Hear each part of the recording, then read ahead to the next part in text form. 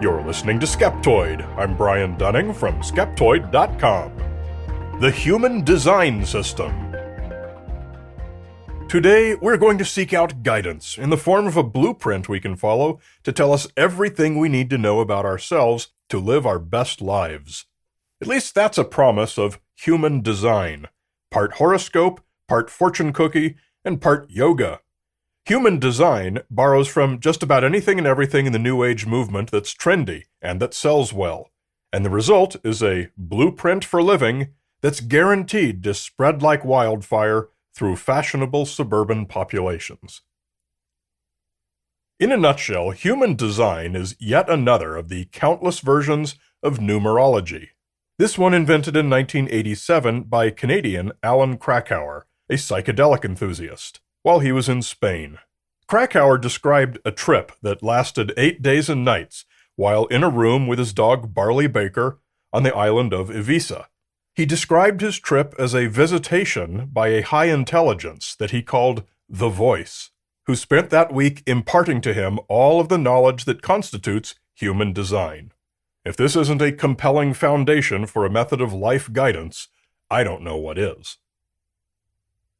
Krakauer began writing self-published books describing his method, inexplicably using the pseudonym Ra-Uru-Hu. This may have been an effort to lend his writing credibility among its potential customer base. After all, the modern Western esotericism movement had been sweeping the United States for more than 20 years, as it continues to today. Western esotericism, by that time thoroughly rebranded as the New Age movement, is a counterculture trend that commercializes a rejection of rationalism and science in favor of abbreviated, caricatured versions of various ancient Eastern mysticism traditions. In a spot-on example of this, Krakauer, publishing and selling as Ra-Uru-Hu, stated that his human design system is a combination of the I Ching, chakras, astrology, Kabbalah, and of course, quantum physics, added later after Deepak Chopra made misuse of the term a cornerstone of the New Age industry. This characterization is hard to defend. Although Krakauer's human design books and materials are filled with symbols and fonts and art that are reminiscent of the Eastern systems, and his writings include abridgments of many of their basic tenets, I found no connection between his numerology and any of the many others out there. And there's certainly nothing anywhere to be found within human design that indicates an adept would be able to pass a first-year college quiz on quantum mechanics. The fundamental of human design is a chart called the Rave Body Graph, which you can create for yourself for the cost of an email address to receive the chart. You input your name, birth date, and time to the nearest 1 minute, and time zone of your birth. I invented a fictional person and played with all the variables to create lots of such charts, and found that only the birth date and time zone make any difference. From these numbers, a chart is returned with dozens of apparently random numbers, 13 each in 2 columns marked with astrology-style symbols, and the rest scattered over the silhouette of a human body overlaid with a diagram of squares and triangles interconnected with all kinds of lines. Then at the bottom are 9 terms describing this person.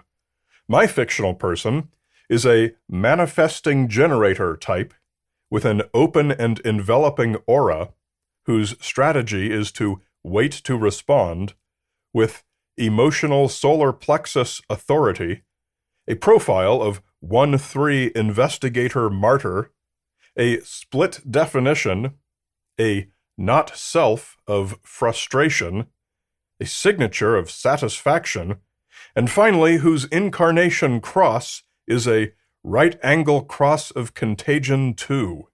Human design is incisive enough and foolproof enough that it could divine all of these metrics about a person who never existed. For $55, you can then purchase a 50-page PDF that explains what all these terms mean. According to one certified human design consultant's webpage, there are more than 2 billion possible rave body graphs.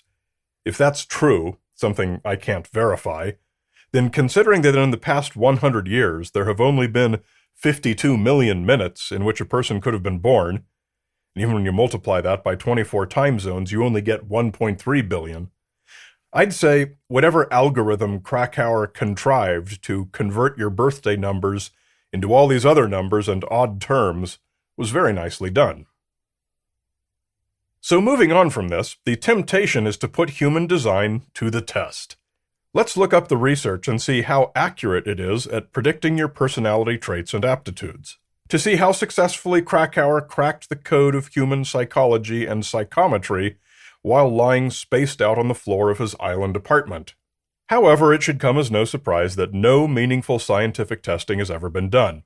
Years ago, when we did Skeptoid episode number 173 on astrology, we found that there had been some 300 studies done of astrology, and the result was, unsurprisingly, that it was no more accurate than random chance at anything. But in that case, astrology horoscopes made specific, falsifiable claims that could be tested. And there are 12 signs of the zodiac, not 2 billion. Human design is essentially untestable. It lacks any theoretical basis and any set of falsifiable predictions that can be tested.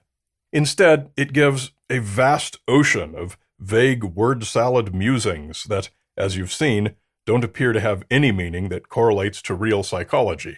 So I don't expect to see anyone invest money in conducting controlled studies of human design, and even less so given that it's so far out on the fringe of New Age.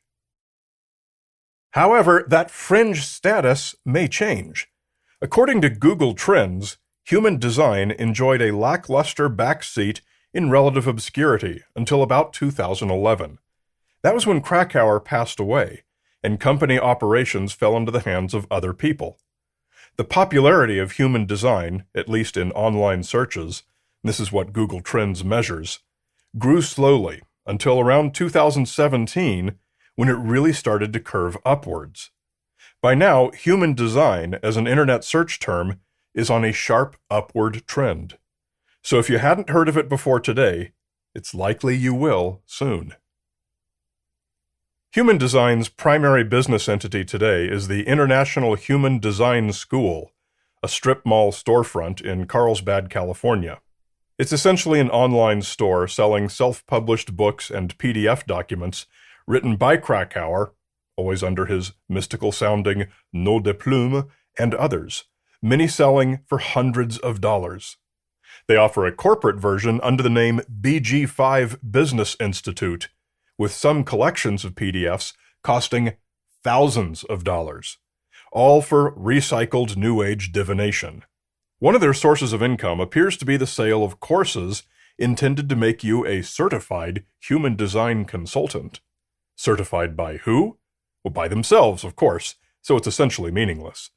But it's easy to find a large number of such consultants offering their expensive services on the internet. Why? What is it that makes such an overtly silly product attract actual consumer demand? A very important clue to this is found on the websites of all of these consultants, with whom you can book sessions costing, once again, hundreds of dollars. Nearly all of them lead with what appears to be their body graph profile, a 3-5 cross of contagion and emotional advisor, a quad-left 6-3 projector with splenic authority, a 6-2 splenic projector and non-specific manifester. One site even shows Carl Sagan's profile, possibly to deceive you into thinking that he endorsed it. He is a 4-6 opportunistic role model. This emphasis on named bite-sized profile types is suggestive of Myers-Briggs style personality typing. And right there is our best illustration of the appeal of such systems. The Myers-Briggs system, which we covered thoroughly in episode number 221, is another similar, completely unscientific, and inaccurate way of grouping people into hypothetical clumps. In reality, people do not separate neatly into such groups. As each named type is assigned a whole variety of horoscope-style aptitudes and traits, Believers in the system receive what they can regard as a blueprint for living, a phrase I saw time and time again on human design consultant websites. People are seeking an easy, paint-by-the-numbers guide to life, the proverbial miraculously easy solution to difficult problems. But since science does not support the existence of any such miracle blueprint, systems like human design adorned their teachings instead with the language of Eastern mysticism, a practice which is the foundation of modern Western esotericism. The whole thing of Western esotericism is not strictly about believing whatever's old. It's not just about discarding everything we're able to learn today through science and study, and instead accepting only what was believed about the human body back in the centuries when little useful or true information was understood. That's a big part of it, to be sure, but notice that New Agers don't believe everything from those days. For example, compare these two concepts of the human body. First, the four bodily humors, which nobody believes in today. And second, chi, which is widely believed today. Why do New Agers reject one archaic concept and yet passionately embrace another? It's because they tend to dismiss physical claims and espouse metaphysical claims. It's just like the archaic physical claim that the moon is made of cheese. Nobody believes that. Compared to the archaic metaphysical claim that the moon has some spiritual power, which remains today a foundation of astrology. Physical claims are dismissed, metaphysical claims are embraced. It's not about old versus new, or even Eastern versus Western. It's about physical versus spiritual, or more precisely, real versus aspirational. And it is this aspirational aspect that at the end of the day is the beginning and the end of belief in human design and all the countless other systems like it. It is the promise of a superpower-like insight into oneself. It's someone telling us what to do who always knows everything and always knows us better than we know ourselves, which is an overt promise of human design. Whether you're a hobo or Mark Cuban, every one of us who draws breath sometimes questions our own life choices and yearns for a crystal ball. If I had done this instead of that, would I be happier, more successful? Is there anything I should be doing differently? How do I weigh this choice against that choice? We've been doubting ourselves ever since the dawn of our species, and so ever since then, we've hopefully devised systems of divination into whose hands we could put our weightiest decisions. And so we have always had necromancers, clairvoyants, mediums, astrologers, and certified human design consultants, all happy to sell you magical divination for a price. And we probably always will.